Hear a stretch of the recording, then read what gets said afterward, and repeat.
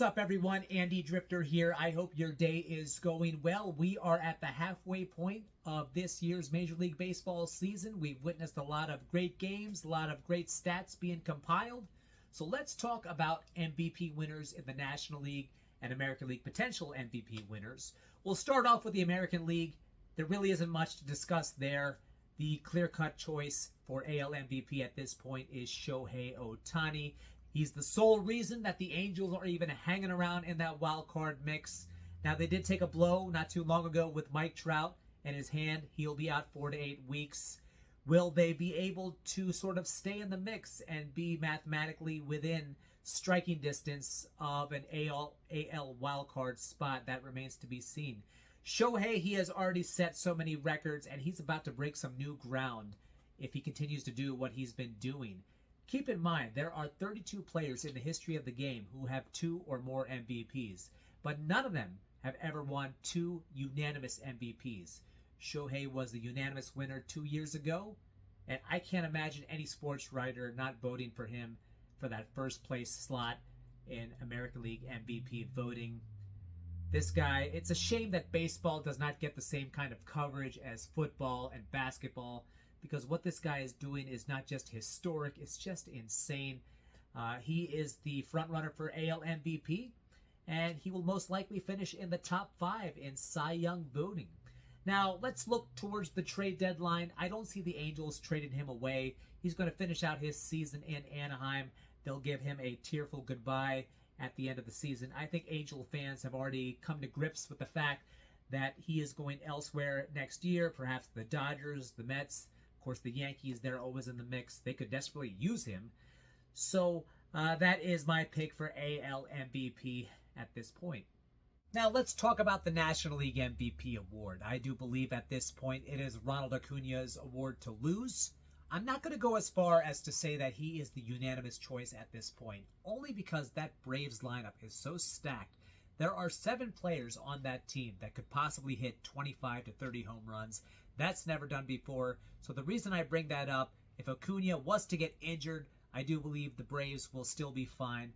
They'll be in playoff contention. Hopefully that does not happen. He is one of my favorite players to watch, one of the most exciting players to watch. On pace to do the 40-40. He's already made history, becoming the first player ever to get 20 home runs, 50 RBI, and 40 stolen bases at the All-Star break.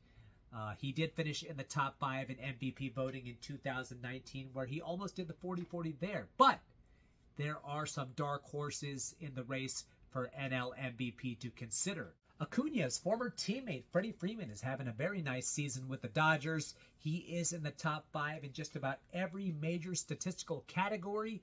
Over the past 5 years, he has finished in the top 10 in MVP voting. He took home the trophy in 2020. That was the COVID year. And should he win another MVP, he'll only become the 5th player in Major League history to win an MVP with 2 different teams. He also has an outside shot of becoming the 7th player in Major League history to get 60 doubles in a season. That's another great record. Keep an eye on Freddie Freeman when it comes to the NL MVP race. Another guy to consider for NL MVP is Nick Castellanos from my Philadelphia Phillies. He is having a very nice bounce-back season. Last year was his first season with the Fightin' Phils. It was rather disappointing. The fans were calling for his head. You know how brutal Philly fans can be.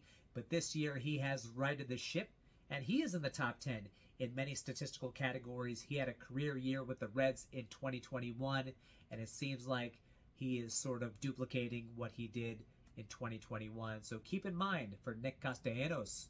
And for your final consideration, take a good look at Luis Arias, who is about to make history in more ways than one. The Miami Marlins, they got the 2nd best record in the National League. I don't think anyone saw that coming.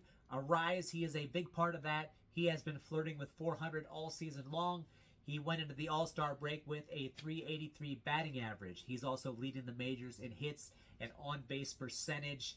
Now, the last guy to bat 400 was Ted Williams in 1941. He finished that season with a .406 batting average. George Brett came close in 1980. He finished that year with a .390 batting average. I do believe he won the MVP that year. And Tony Gwynn, Mr. Padre, he finished the 1994 season with a 394 average. That season was shortened due to the strike. They played 117 games. Arise, he has an uphill battle. It'll be interesting to see. I do believe, though, he will run away with a batting title. And if he does that, he'll become the second player in Major League history to win a batting title in both the American League and the National League. The first one was DJ LeMahieu. I got to say something about him. When he won his American League batting title with the Yankees, it was in 2020. That was the COVID year. They played 60 games. So, yes, he was awarded the batting title. But if Arias was to do it, he would be the official record holder. Keep in mind, he won a batting title with the Twins last year. So he would do it in consecutive years with two different teams in two different leagues. So that would be pretty impressive. So those are my choices, or those are my candidates for NL MVP. And my candidate for AL MVP, of course, is Shohei Ohtani. Feel free to comment below if you disagree or if there's someone I forgot of. I do know Mookie Betts. He's having a very nice season with the Dodgers. Oftentimes, when there are MVP candidates on the same team, they tend to cancel each other out. Freddie Freeman does have better numbers, but Mookie Betts, he is one of the most fearsome leadoff hitters, and he is on pace to have his first 40 home run season. So, that will do it for this video. Thank you so much for watching. Be sure to hit like and subscribe. And again, feel free to comment below and let me know if there's anyone I forgot in terms of NL MVP candidates. Have a great day, and thanks again for watching.